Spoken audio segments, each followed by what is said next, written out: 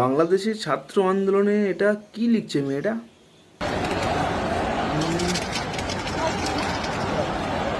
মোদি পোষা হাসিনা, আচ্ছা মোদি পোষা হাসিনা, তোমায় আমি চু চু মানে চু মানে কি?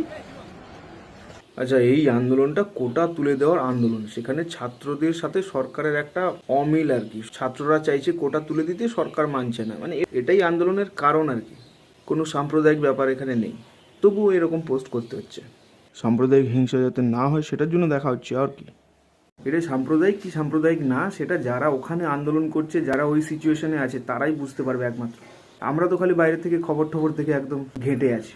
প্রধানমন্ত্রী পালিয়েছে দেশ থেকে, গণভবনে সাধারণ জনগণ গিয়ে শুয়ে ঠুয়ে ভেঙে একাকার কাণ্ড করছে, মানে অবস্থা খুবই খারাপ।